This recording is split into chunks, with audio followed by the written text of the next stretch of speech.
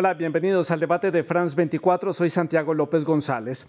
El 2022 comienza con una nueva escalada de tensión en torno a los deseos de Ucrania de ingresar a la OTAN, la Alianza de Defensa Atlántica que es liderada por Estados Unidos, a la que pertenece una buena parte de los países europeos y que Rusia ve como una amenaza a su seguridad y una clara intromisión en su zona de influencia, dado que Ucrania no es solo una exrepública soviética, sino que también es un país étnicamente eslavo, con el que Rusia comparte siglos de historia en común y donde se puede decir que nació el pueblo ruso siglos atrás en la Rus de Kiev.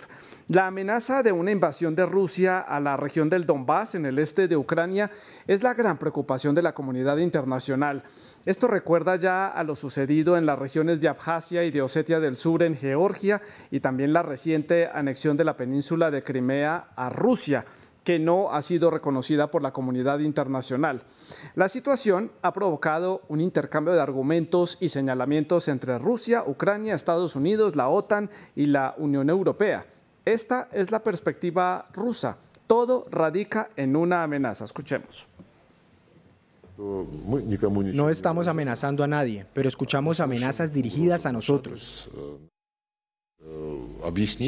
No podemos aceptar algunas demandas relacionadas con operaciones militares en nuestro propio territorio.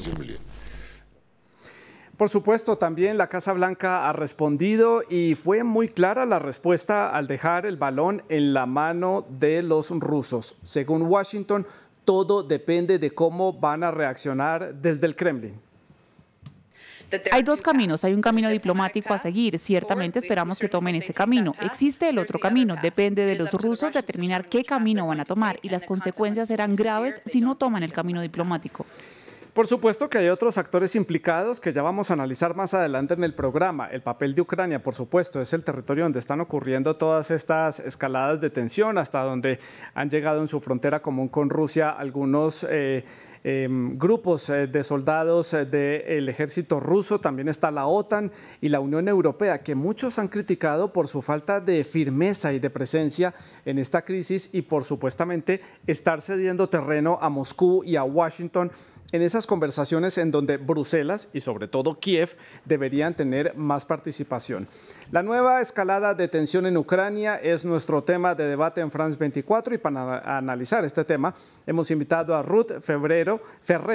Ella es docente de Ciencia Política y Estudios Europeos en la Universidad Complutense de Madrid en España. Ella también es investigadora adscrita del Instituto de Estudios Internacionales. Se une a esta conversación precisamente desde Madrid, la capital española.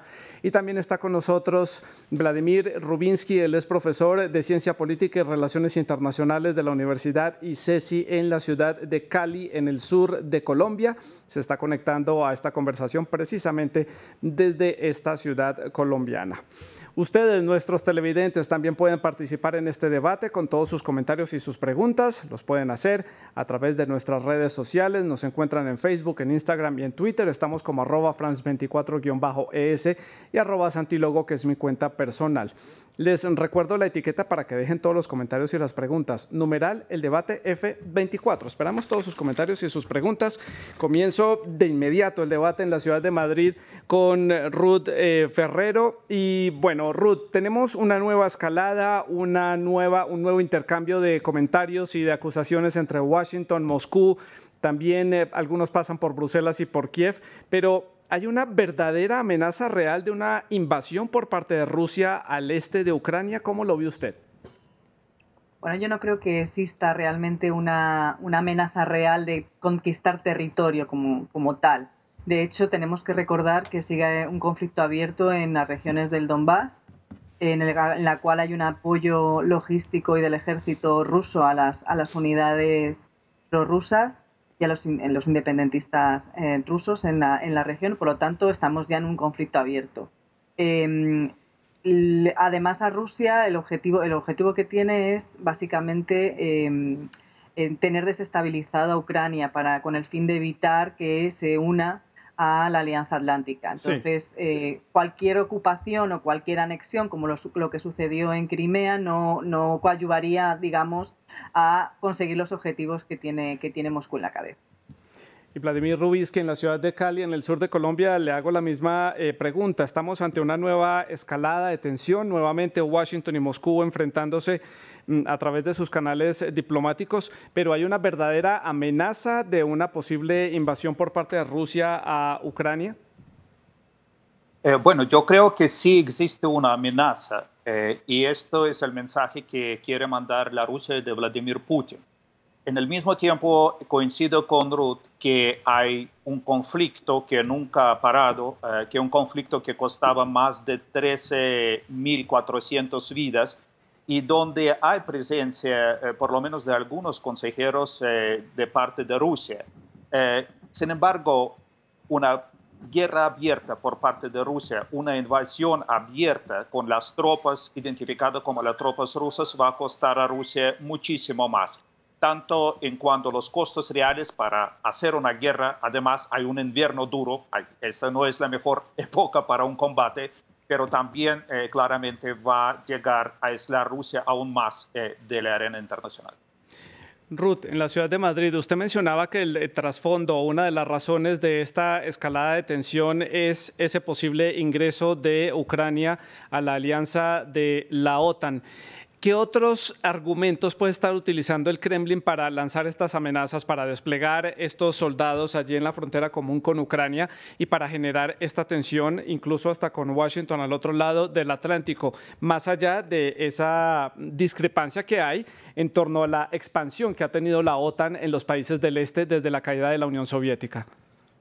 Bueno, la cuestión es que Putin necesita mantener la tensión fuera para mantener su popularidad dentro del país. Eso es un primer punto que creo que tenemos que tener en consideración.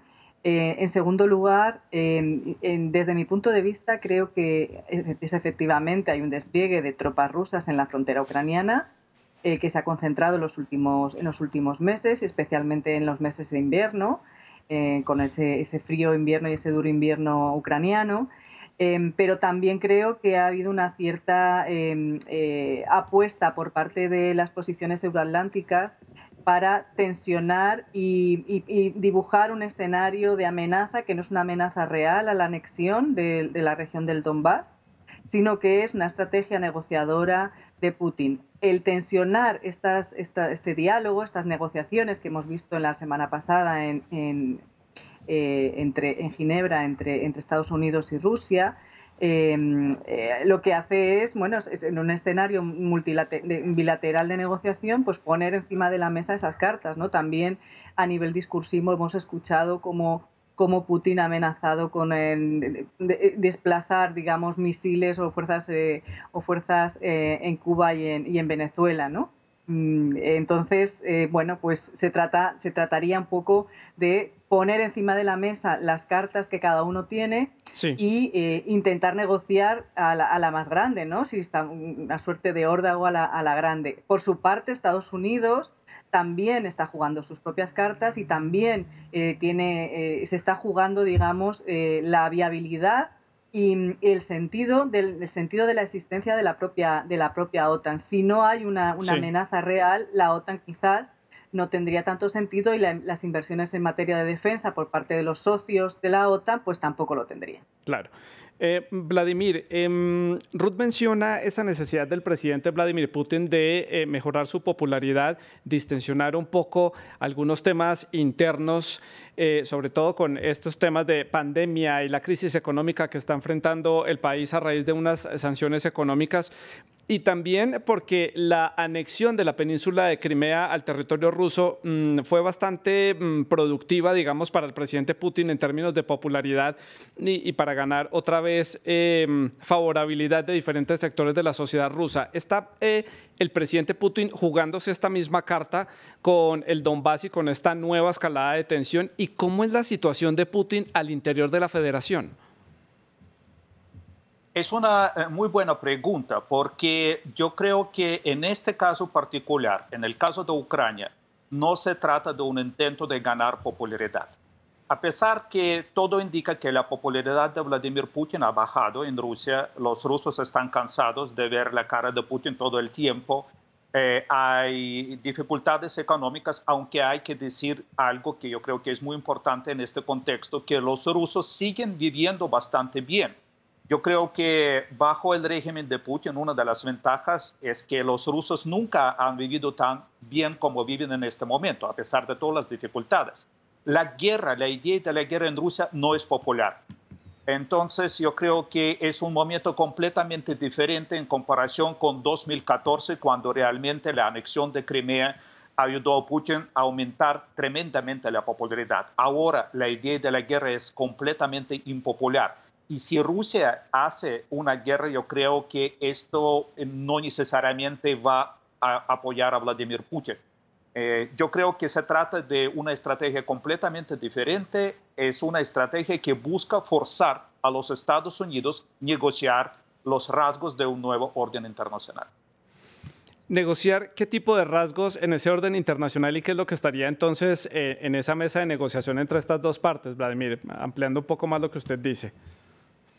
Yo creo que Vladimir Putin durante el año pasado estaba esperando que el tema de las relaciones entre Estados Unidos y Rusia iba a ser una de las prioridades de la agenda de Joe Biden, el nuevo presidente de los Estados Unidos. Y esto no ocurrió.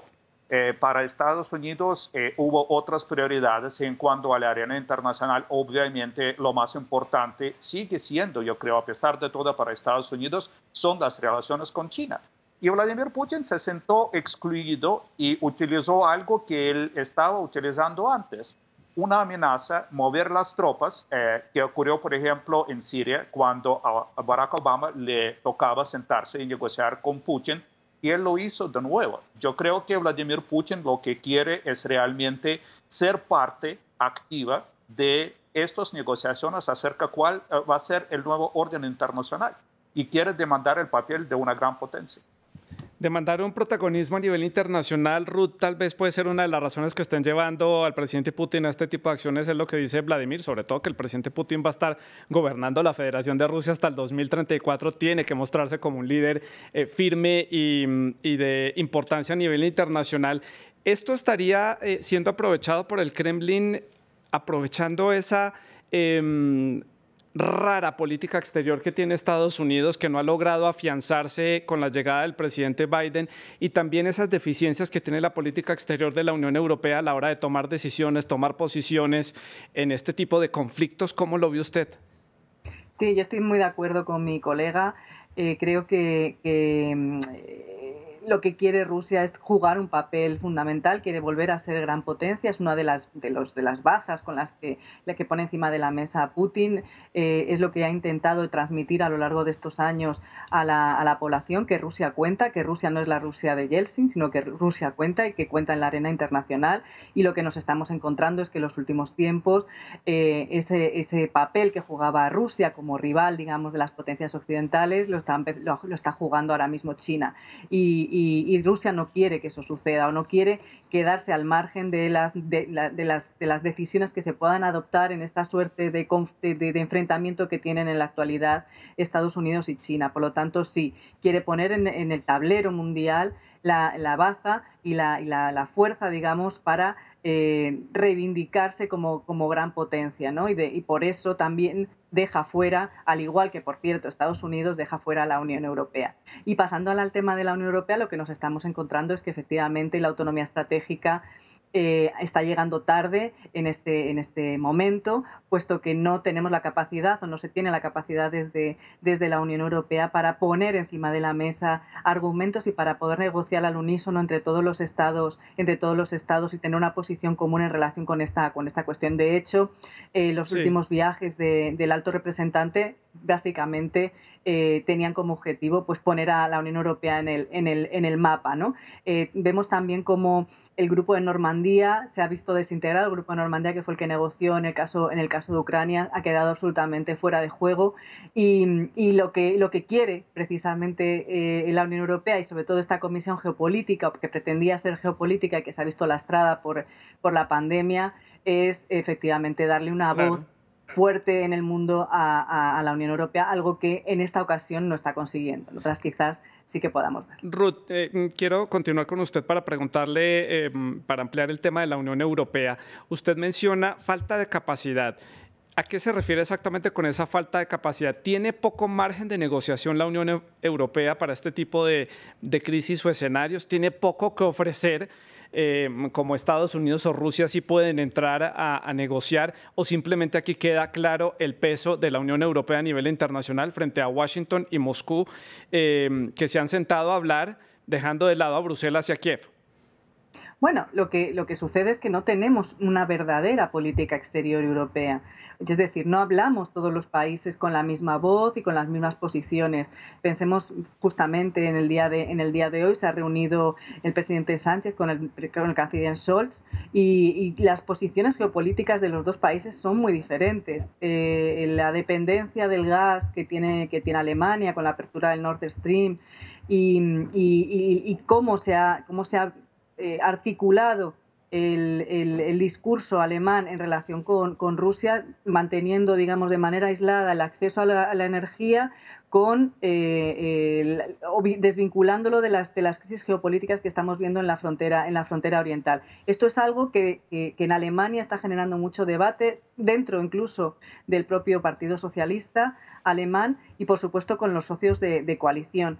Por otro lado, en Europa no hemos conseguido, además de no tener esa política exterior unitaria, digamos, hablar con esa única voz y tener una posición realmente única en relación con la vecindad, en este caso con Moscú, tampoco tenemos una alternativa de política energética diferente que nos haga ser menos dependientes del gas ruso, especialmente en Europa central y del este.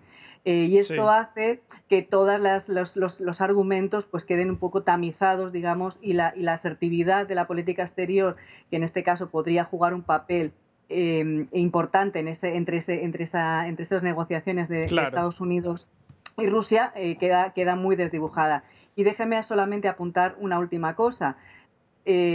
Biden también está interesado en que la negociación sea dos, es decir, en revivir, digamos, ese espacio, ese contexto de Guerra Fría en el cual dos superpotencias negocian sobre la arquitectura de seguridad europea. Y es ahí, muchas veces lo cuento así, es como ese muñequito del ordenador que salta, ¿no? Sí. Que salta queriendo llamar la atención y decir, no, es que no quiero que me hagan ustedes la arquitectura de seguridad, es que yo quiero formar parte de esto y quiero además saber y quiero aportar sobre cómo quiero yo construir mi propia seguridad. Además de los intereses energéticos que también tiene Estados Unidos, que está deseoso de vender petróleo, gas y suministros energéticos a la Unión Europea, y por eso ha bloqueado en cierta manera la puesta en marcha del gasoducto Nord Stream, que llevaría gas ruso desde el Golfo de Finlandia hasta las costas alemanas. No ha empezado a funcionar y ya lo están cerrando en su funcionamiento. Prácticamente pues no ha sido puesto en marcha a lo largo de este invierno. Vladimir, aquí un punto importante. Ya analizamos Moscú, ya analizamos un poco la posición de Washington y de la Unión Europea, y nos queda el otro actor, que es Ucrania, que es el territorio que está en la mitad de toda esta disputa de egos, de ganas de posicionamiento internacional. Pero ¿quién va a defender a Ucrania en caso de una invasión? ¿Qué importancia tiene Ucrania, además de ser un punto de tránsito de muchos de los gasoductos rusos hacia el centro de Europa? ¿Por qué Ucrania? Excelente pregunta. ¿Por qué Ucrania? Yo creo que para Rusia no hay otro país de las ex repúblicas de la Unión Soviética que tiene tanta importancia simbólica, porque el conflicto entre Rusia y Ucrania prácticamente es un conflicto entre este y oeste. Recordamos que los cambios que ocurrieron en Ucrania terminando el año 2013, comenzando 2014, precisamente era un conflicto que se inició porque el presidente en ese entonces, Yanukovych, decidió no continuar el proceso de acercamiento con la Unión Europea.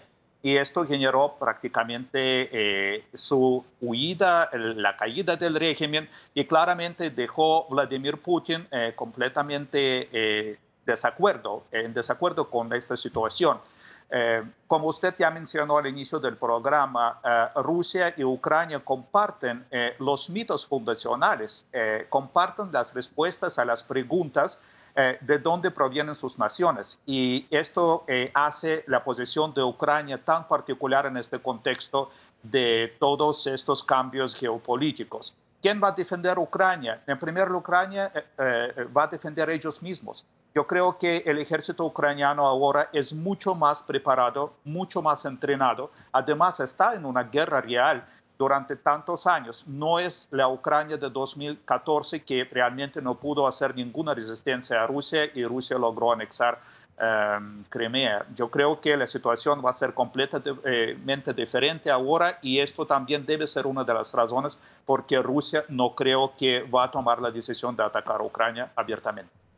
Ruth, y teniendo en cuenta este escenario y este libreto que hemos visto también en países de algo similar, como lo que sucedió en Georgia también hace algunos años, lo mencionaba yo con Osetia del Sur y Abjasia, también un poco la mano que ha puesto Moscú sobre Belarus con el tema de los migrantes durante el verano que trataban de entrar a la Unión Europea a través de la frontera con Polonia y Lituania.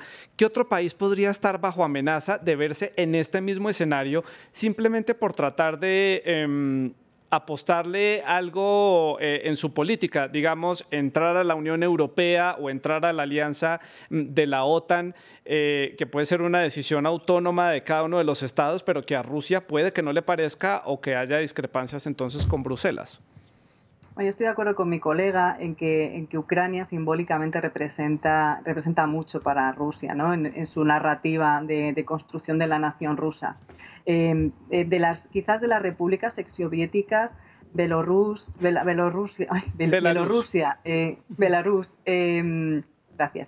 Ucrania y Moldavia son las que más arraigo, digamos, ponen o la pata que más cercana está a Europa, y es ahí donde también Rusia no quiere dejar de tener influencia, y de ahí esa importancia. Ha dicho usted que Rusia tuvo que ver con los desplazamientos de migrantes, ¿no?, a la frontera con Lituania y con Polonia. Yo eso no lo tengo confirmado, que Rusia haya tenido algo que ver.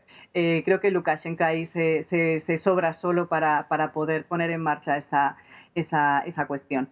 En todo caso, en relación con el conflicto ucraniano, pensemos que también podemos analizarlo desde un punto de vista que no sea estrictamente del punto de vista occidental. Y también lo que no se dice demasiado en los medios es que lo que está pidiendo Rusia es que haya un cumplimiento de los acuerdos de Minsk en el caso de Ucrania. Y es algo que ha puesto encima de la mesa en las últimas negociaciones. Por lo tanto, también habría que prestar atención precisamente a esos acuerdos que se hicieron en el marco del Cuarteto de Normandía y que en el año 2015 y en el año 2016 y que están sin cumplir. Y están sin cumplir en parte porque hay una vulneración de esos acuerdos por parte de las tropas ucranianas. Eso también yo creo que es importante decirlo.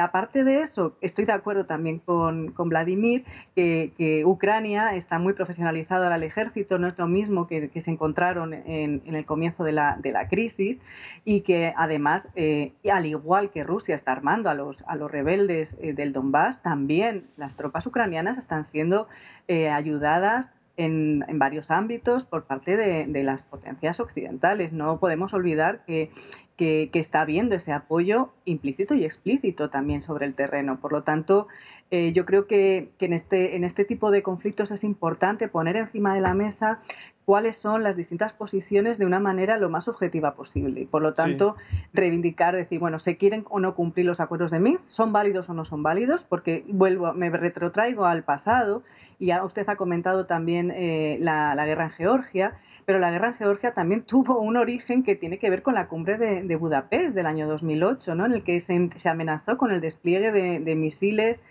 del escudo antimisiles en la República Checa, en Polonia. La respuesta inmediata de Moscú fue la cuestión de Georgia, pero cuidado, porque Saakashvili también tuvo algo que hacer ahí para que hubiera una reacción por parte de Rusia. Por lo tanto, yo creo que es importante que el relato esté completo por todas las partes. ¿no? Para Claro. evitar sesgos de cualquier tipo y desde cualquier ángulo. Claro, ahí me gustaría a mí añadir que muchos de los argumentos de Moscú ha sido que precisamente las violaciones de estos acuerdos y las faltas y los cumplimientos es lo que ha llevado a muchas de estas respuestas, y ellos se remontan incluso a acuerdos de la época, de la década del 90, donde prometía la OTAN no extenderse al este, y pues los 3 estados bálticos entraron a formar parte de la alianza, quedando con frontera directamente con Rusia, y son reclamos que hace Moscú también a Occidente y que Occidente no le ha dado ningún tipo de respuesta. Sí, pero Entonces, exacto. déjeme añadir una cosa simplemente. Eso es así,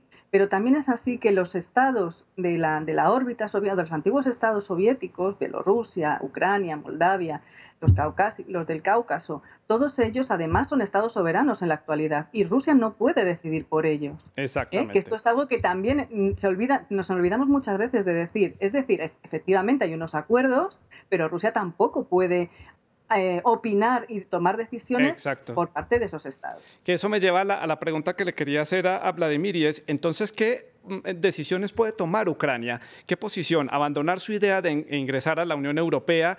¿Tratar de tener una posición un poco más neutral, llevando por una cordialidad la relación con Moscú, Bruselas, Kiev?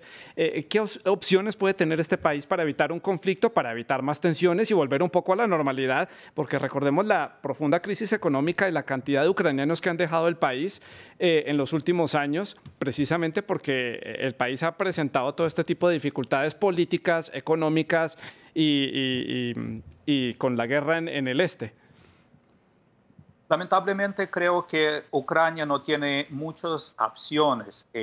Ucrania lamentablemente, o sea, en primer lugar es un país independiente. Nadie puede negar la independencia de Ucrania. Nadie puede decir que Ucrania no es un país independiente. Es un país con su propia historia, es un país que ha logrado la soberanía, y estoy totalmente de acuerdo con Ruth, que Rusia no puede decir a Ucrania qué puede y qué no puede hacer Ucrania, ¿sí? No estamos en el siglo XIX, no estamos en la época de los imperios, aunque a veces el discurso ruso nos indica que esta idea del imperio sigue siendo muy viva, ¿sí?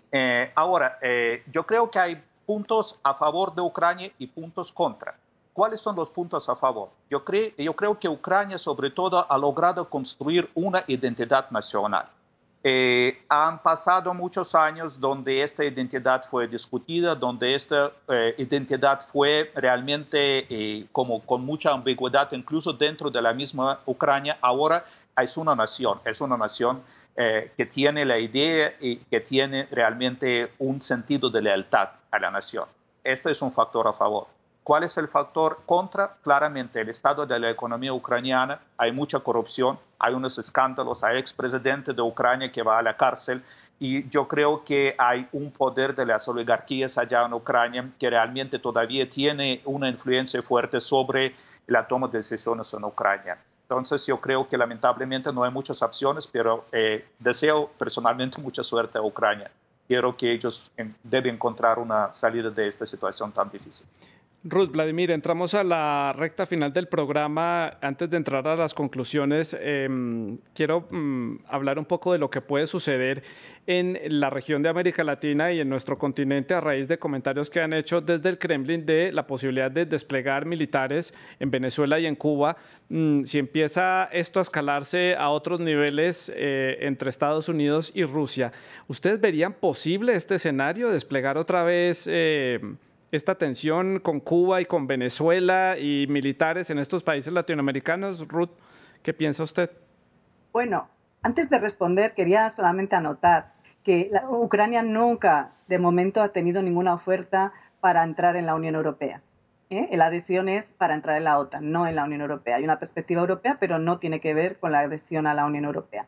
En cuanto a la potencial despliegue de tropas o de misiles en América Latina, en Venezuela, en Cuba, bueno, ya dijo, creo que recordar que hace unos días Putin, que estábamos en un contexto, bueno, Putin o algún ministro del gobierno ruso, que estábamos en un contexto de crisis de los misiles, ¿no? Es verdad que no solamente desde el lado ruso se ha hablado de un momento de distensión, de deterrence, ¿no?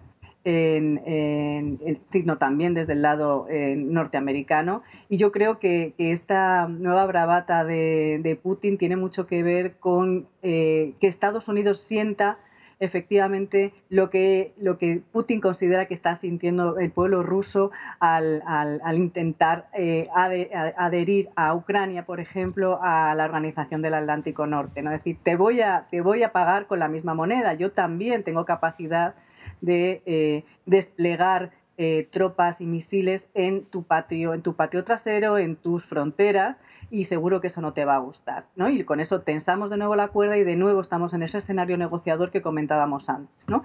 La cuestión es ver cómo también responden, digamos, los estados latinoamericanos en relación con esto, y qué puede llegar a pensar Estados Unidos, cómo puede llegar a responder Biden, que de momento todavía no ha hecho ninguna maniobra, digamos, de respuesta ante esta propuesta que lanzan desde Moscú. Vladimir, ¿algo que decir sobre este tema ya para el cierre, antes de las conclusiones?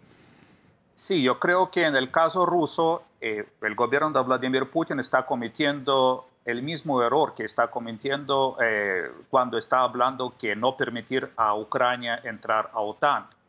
Tanto Cuba como Venezuela son los países soberanos. Moscú no puede hablar por Cuba, no puede hablar por Venezuela. Yo creo que la experiencia de la crisis de los misiles es una experiencia muy delicada para los cubanos. Y recordamos que Fidel Castro estaba muy de desacuerdo cómo terminó esta crisis. Él se sintió traicionado por Rusia y de hecho yo creo que los cubanos y la Rusia de ahora nunca han logrado construir el mismo nivel de confianza que existía antes. Sí. En el caso de Venezuela, la constitución venezolana no permite poner las tropas extranjeras en el terreno venezolano y posiblemente Maduro puede inventar algo, pero yo creo que esto es muy lejos de ser de verdad. Se trata precisamente de una reciprocidad simbólica que sirve para el público ruso, pero no es algo que vamos a ver pronto aquí. Me queda 1 minuto y medio para el cierre del programa. Ruth, sus conclusiones de lo que puede suceder. Siempre lo digo, no tenemos la bola de cristal para saber el futuro, pero ¿en qué puede terminar todo esto? Bueno, de momento parece que acaba en tablas. Las negociaciones en Ginebra cada año las tenemos a primeros de año. Entre Estados Unidos y Rusia no avanzamos. Desde el punto de vista de la Unión Europea, no tenemos una estrategia hacia Rusia común. Desde hace mucho tiempo tenemos caducados los acuerdos bilaterales con Rusia y yo creo que en tanto en cuanto la Unión Europea no consiga articular una posición común en relación a qué tipo de relación quieren mantener con Rusia, va a seguir escorada en las negociaciones que tienen, claro, que tienen como objetivo, digamos, esa construcción de la arquitectura de seguridad. Sí. Y eso yo creo que es clave para el caso de la Unión Europea. Vladimir, para el cierre, su conclusión. Yo creo que lo más importante de la crisis actual es una lección, que a pesar de que hay otros temas de prioridad, hay pandemia, obviamente, que está ocupando la atención de los políticos, no podemos olvidar sobre los conflictos como en el centro de Europa prácticamente, que es en Ucrania. Debemos no tardar en encontrar una solución, porque si nos tardamos y ignoramos, realmente vamos a enfrentar la situación como ahora. Yo creo que es la lección más importante. Pues a Ruth Ferrero en la ciudad de Madrid y a Vladimir Rubinsky en la ciudad de Cali, en Colombia, les agradezco por haber estado con nosotros, haber hecho este análisis y por haber aclarado puntos importantes sobre esta situación que se está viviendo en Ucrania. Ustedes pueden seguir dejando todos sus comentarios y sus preguntas a través de las redes sociales. Sigan con nuestra programación.